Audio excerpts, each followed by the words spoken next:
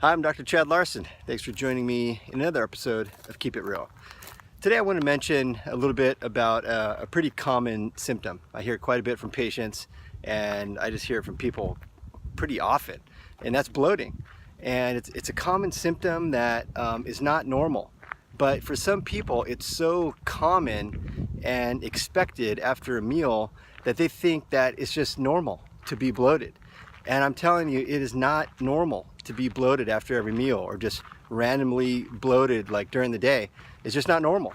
And so there's a few things that I thought I'd mention that are pretty common things that could lead to bloating and abdominal discomfort. And so I'll just mention a couple of those things. And of course, it's individualized. Some people, these things might apply. Other people, it might be something else, but these are just a couple common things to consider. Number one is digestion starts in the mouth, and there's enzymes, and the saliva itself starts to break down the food as you start to consume it. As you swallow it, the stomach isn't the first place that digestion starts, it's the mouth. And so, first of all, you got to make sure that you're really chewing your food thoroughly, because a lot of people just kind of put the food in their mouth, they're in a rush, they chomp and swallow, and they're putting, so the food is hitting the stomach when it's like barely even chewed up, and that's not ideal for digestion. And if the food is getting in there like partially chewed, then that food is not going to break down as easy, and when the food is just kind of hanging out in the stomach, it's going to cause kind of a fermentation process, and that fermentation is going to cause gas to form, and that's going to give you an uncomfortable, bloated feeling. And in some people that can happen with certain foods more than others. Like maybe some people, it might happen if they have a lot of dense animal protein. Some people, if they have too many beans for their body. Could be other things like food sensitivities. If they have gluten or dairy or some of those common food sensitivities, the body just is not breaking them down, so it just causes this kind of fermentation or this kind of gastric acid production in the gastrointestinal tract in the stomach, and that causes bloating and discomfort. So that's number one, is chew your food thoroughly. In fact, you should chew your food so thoroughly that you're basically drinking your meal. It should be so chewed up that you're drinking it, as opposed to swallowing like big chunks of food. So that's number one, is chew your food. Number two is when food hits the stomach, there needs to be a proper amount of hydrochloric acid. And the acid is where a lot of the breakdown happens of your proteins, your carbohydrates, your fats. The acid just really starts to get in there and break it down, and it helps to pull out all the nutrients. Those nutrients are bound to like proteins and things like that. And so you have to break that down in order to pull out the zinc and magnesium and calcium and vitamin C and all the phytonutrients. You have to be able to break that down in the stomach. So if that's not happening, then you're not, first of all, not getting the nutrients. You can get into nutrient deficiency, and again, it can cause gas and bloating because the hydrochloric acid is not breaking it down, so you're getting that kind of putrefaction, fermentation process again, and that's bloating and distension and discomfort. And that could be also the same situation why people aren't chewing. They're sitting down in kind of a stress situation. And remember, there's two parts of the autonomic nervous system. There's the sympathetic and the parasympathetic. The sympathetic nervous system is like our fight or flight, our stressed out kind of part of the nervous system. And the other half, or the other part of the nervous system is the parasympathetic. Parasympathetic is when we're relaxing, we're just chilling out, the body's comfortable and relaxed. That's the neurological state that we should be in when we're consuming food, because that hydrochloric acid that we just mentioned, and another thing that we didn't mention is the pancreatic enzymes.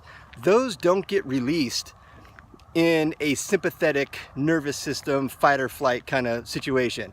So if you're sitting down, you're stressed out, you're arguing with somebody, it's just a stressful kind of eating time, then you're not producing all the proper saliva, hydrochloric acid in your stomach, and pancreatic enzymes that help you to digest your food. So that's another thing to consider, is you want to sit down to eat in a calm environment, in a relaxed environment, so that your parasympathetic nervous system is kicking in, your juices are flowing, you got hydrochloric acid, your pancreatic enzymes are going to shoot in there and help to break down and digest your foods, and then you won't have the gas and bloating and discomfort. So that's kind of three things right there. We talked about the saliva being important for chewing, so you got to chew your food properly. The hydrochloric acid in your stomach has to be there, and the pancreatic enzymes, and also you want to be in a calm kind of eating situation. Sometimes, as a person is transitioning through this and they're working on being in a more calm and relaxed kind of state when they're eating their food, sometimes we have to supplement them with a combination of hydrochloric acid and digestive enzymes. So fortunately, people, researchers have figured out how to put this into a capsule. So you can take a capsule or two of a combination of hydrochloric acid and digestive enzymes, and that could really, it could be good insurance that you're going to be breaking down your food. So hopefully you won't have to be on that forever, but for a period of time, this is way, way better than taking like the proton pump inhibitor medications like Prilosec or even the H2 blockers. Those medications can really create long-term issues. So I would strongly recommend that you consider these other options first before you consider a medication. So take like a hydrochloric acid and digestive enzyme as part of your natural digestion process. So it's very well tolerated, as opposed to some of these medications which are oftentimes poorly tolerated and are really bad, high side effects over extended periods of time. It's not a long-term solution at all. And then kind of moving down the digestive tract, we talked about the mouth, we talked about the stomach.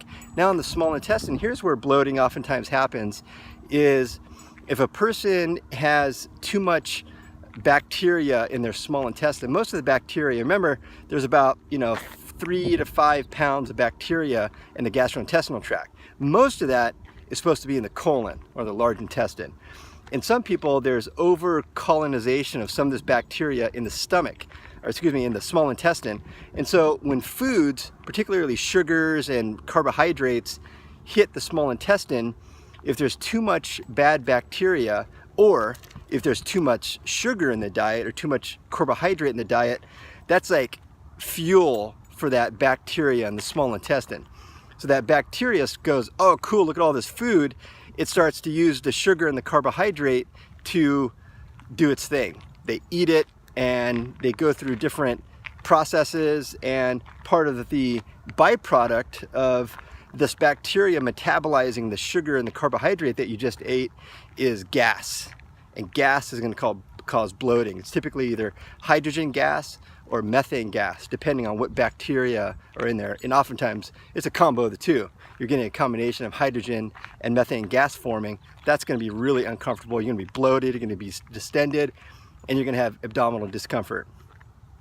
Moving slightly further down in the GI tract is the large intestine. And like I mentioned, that's where most of the beneficial bacteria is, or just bacteria in general. Some of it's going to be beneficial, hopefully most of it. And then you're going to have a little bit of, kind of bad guys, but as long as they're being kept in check, it's not a problem. But oftentimes we have to prescribe probiotics to help recolonize and support the healthy bacteria in the colon. So just a quick summary: you got to chew your food. You got to make sure you're eating in a calm situation so that you have good digestive juices that are being produced in your stomach, and also your pancreatic enzymes. You want to make sure that you're not eating too much sugar and refined grain carbohydrate foods, because that's just fuel for the bacteria in your small intestine, and they're going to produce hydrogen gas and methane gas, which is going to be very bloaty and uncomfortable. So sometimes we have to supplement hydrochloric acid and digestive enzymes as a person is transitioning into better food choices and into a calmer kind of environment when they consume their meals. And then the last thing is making sure that you have enough good beneficial bacteria in the gut. So sometimes a person has to take, good quality probiotic to help recolonize the colon with good bacteria. So if you do that combination of things, more often than not, you're going to have dramatic improvement of dramatic decrease of the bloating, distension, abdominal discomfort that so many people suffer from. And if you look at the common prescribed medications, you can just Google that, like look up lists of the most commonly prescribed medications per year, and you always see these digestive aids medications like Prilosec and the different proton pump inhibitors and H2 blockers. you see these on the list year after year after year. So people, this is a very, very common issue with some very simple solutions, but a person oftentimes doesn't know them because their doctor isn't telling them these particular things that we're talking about here. They just prescribe the medication without actually discussing normal and healthy function of the gastrointestinal tract. So anyhow, those are a few things to think about with this very, very common symptom and condition. So I hope that helped. And we'll see you next time. Until then, keep it real.